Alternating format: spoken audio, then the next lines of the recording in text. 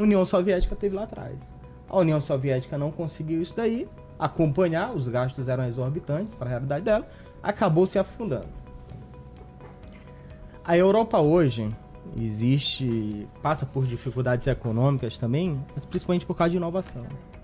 Enquanto os Estados Unidos criam, a Europa está focada em criar regulamentações, normatizações, ficar multando o Twitter, ficar multando o Instagram, ficar multando as empresas, no lugar de focar em inovar. O PIB per capita da Europa há 10 anos era semelhante ao dos Estados Unidos. Hoje está caindo aí num ritmo alucinante, está numa distância que não se compara.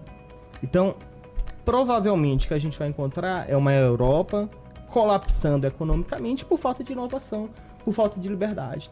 A liberdade que o empreendedor tem nos Estados Unidos não consegue encontrar na Europa.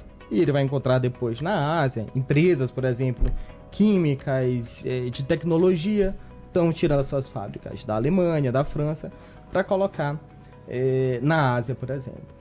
E eles são tão fracos e tão ruins que um dos motivos pelo qual o Macron enchia tanto o saco do Brasil é que o Macron ele tinha medo dos produtos brasileiros. E o Brasil nem é conhecido por ter produtos tão sofisticados, produtos tão bons, né? Mas o nosso agronegócio é forte.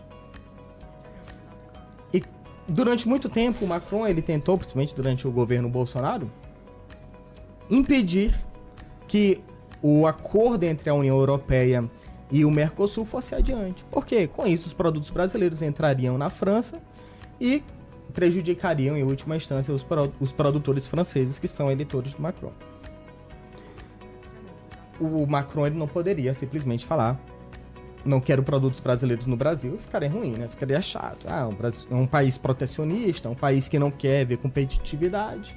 E ele ficava falando das queimadas no Brasil, ficava falando que o Brasil não respeitava o meio ambiente, que a Amazônia estava pegando fogo. Hoje, com o acordo União Europeia-Mercosul sendo uma realidade, os produtos brasileiros começando a entrar na Europa, a gente vê que dali, na verdade, era uma cortina de fumaça. A máscara caiu.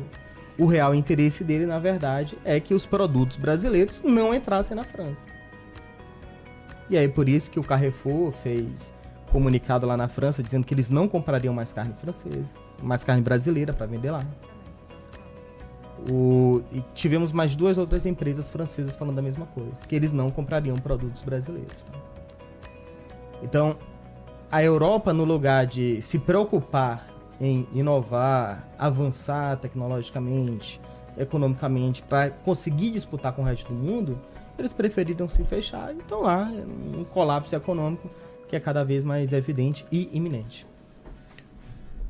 Vamos lá, a Sofia, ela fala assim, quais são suas previsões para o papel do BRICS no cenário global em 2025? O BRICS está tentando ter relevância, mas até os países que não têm tanta relevância assim não querem ficar no BRICS porque acham que isso é uma queimação só. A Argentina foi convidada para o BRICS, não aceitou entrar. O Javier Milei brecou isso daí. A Arábia Saudita ia entrar no BRICS, não quis também entrar. Até agora a Arábia Saudita está suspensa. Tá? Eles não estão dando andamento para isso. O BRICS, eles... um bloco, eu vou explicar aqui primeiro o que é um bloco econômico. Tá? Um bloco econômico é quando os países eles se juntam para fazer determinadas transações econômicas sem ter taxação entre os seus produtos. Então, o Brasil se juntou com o Paraguai, o Uruguai e a Argentina. Os produtos desses países não têm taxação de um